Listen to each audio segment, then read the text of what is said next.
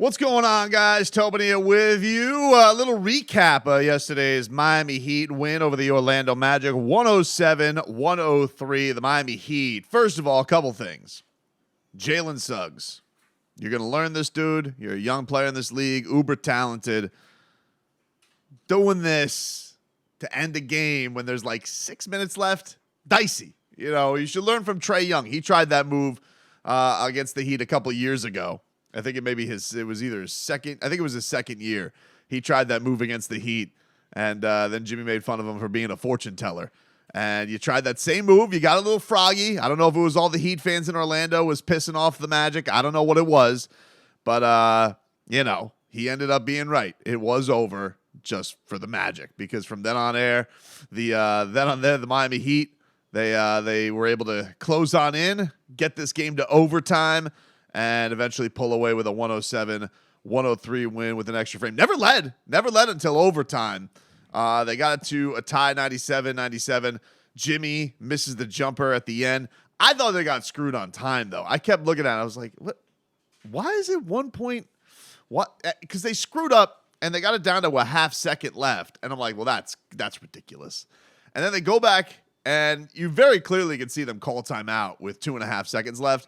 And for whatever reason, they're just like, split the difference, 1.5 seconds. I don't know what these officials are looking at sometimes when it comes to this stuff. But Jimmy had said after the game, he goes, yeah, well, if I had the allotted time, I would have gotten to the cup. I would have gotten there. And I think he's right. You know, he just goes into that bully mode, man. You know, I know this drives a lot of Heat fans nuts.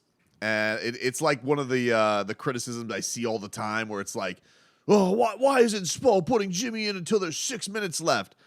And you just got to, like, they're trying to manage the guy to get to the postseason where you know he's going to play all of the minutes possible and get them into this spot where, you know, he's carrying them physically. And Miami was already trying to go into a spot where they were going to try and play him under 30. Remember, second night of a back-to-back, taking a little trip up there to Orlando. And you're trying to manage Jimmy as best as possible. You're already shorthanded. You got no Lowry, who's going to be out for a while. Vic, he's out. The only guy who might come back for these next 2 games, according to Eric Spoelstra. You're out, Duncan out, Jovic out. You're just low on bodies at this point. So you're trying to go second out of a back-to-back. You're also trying to play your best player under 30 minutes. He ends up playing 33 because they go to overtime.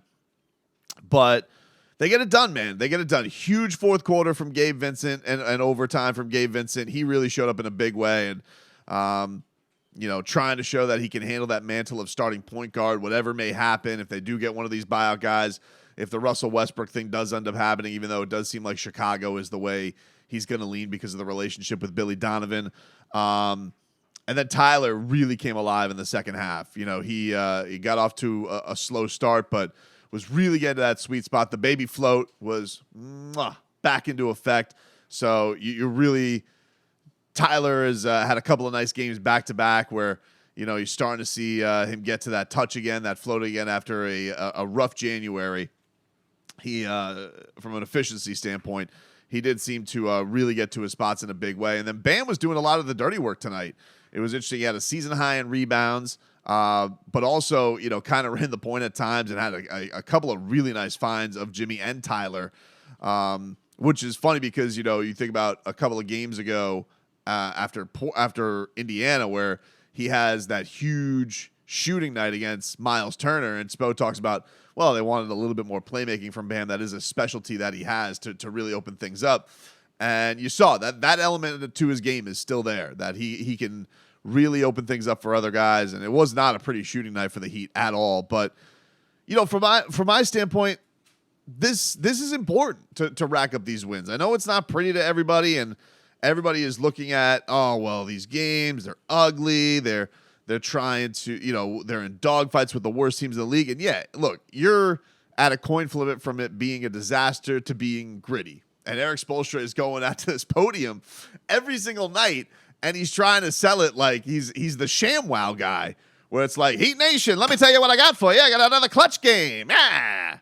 I don't know why I made him a carnival marker, but That's what it feels like. He's trying to sell you the goods on, hey, this is thrilling. You got to just embrace it. This is what it is for the Heat at this point. They are a team that goes down to the wire, but they have found a really good ability. People argue, is that an ability to win late or is it lucky? You have a wide open three for the Magic that could have sunk you.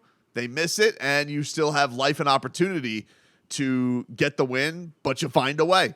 You find a way to get it done. And so it is, there are elements of the other team not executing, but there's also elements of the Heat getting these big turnovers after a game where they were just willy-nilly with the basketball all over the place. And then they just get into this mode where they can just take the basketball away nonstop from people. And I think that's the thing that's always impressive about Jimmy, is like he and Bam can just get into this mode where they are so ferocious in taking the ball away from other people. Gabe brings this element to it. When Vic's healthy, he can do that too. And that is really, I think, their identity more than anything, is that they are not a pretty offensive team. They cannot shoot.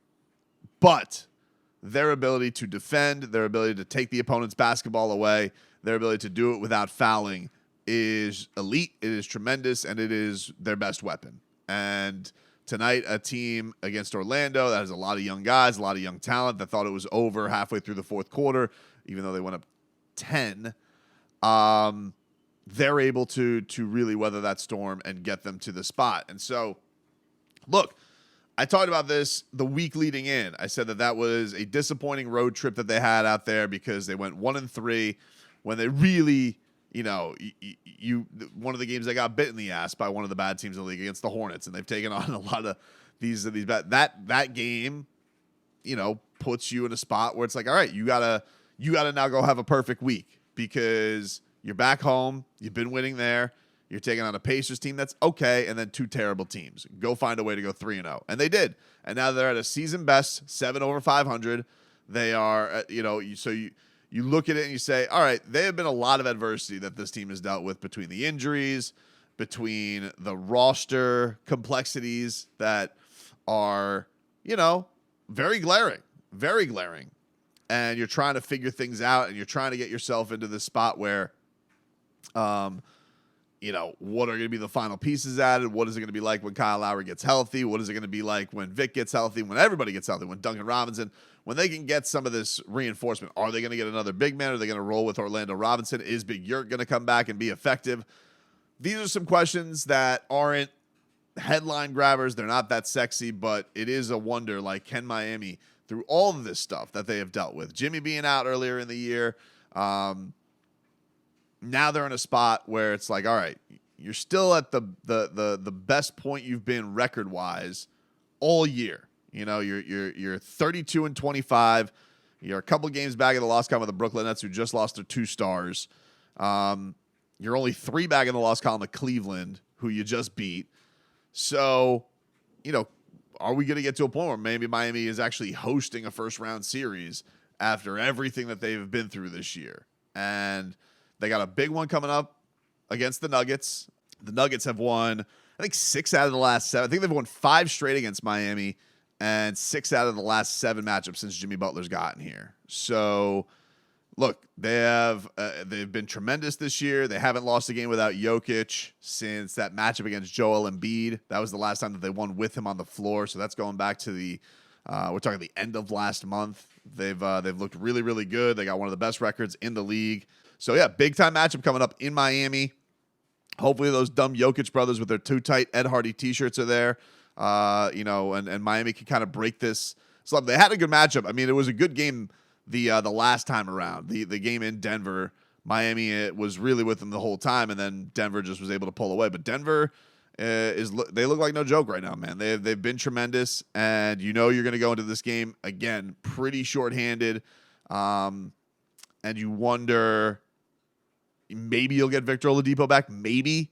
But if they can get this one and get themselves to 8 over, I mean, I don't know how you're not feeling at least a hold of, hey, our top 2 dogs and Tyler coming around, like our top 3 guys, they're handling all of this. They're handling all this adversity okay. And they're getting themselves to an okay spot. they're getting themselves to a nice spot. You know, there are plenty of games I'd watch with the big three where they had no business winning games and they'd pull it out. I don't think LeBron lost to the Magic his entire time when he was in Miami. So, yeah, I get it. You know, you'd like games to be a little bit easier, a little bit less stressful. This season has certainly aged a lot of us. I'm not going to lie, because every night is this night. It's not like these are just a couple of blips on the radar, but they got them done. They got them done back to back. You know, a game-winning dunk and winning one in OT. They are thrillers. Why are they thrillers? That's another story for another day. But they're able to rack them up. They're able to get their record to where it is right now. And, you know, if they can go and get this one against Denver tomorrow night, I'll be boots on the ground. Can't wait.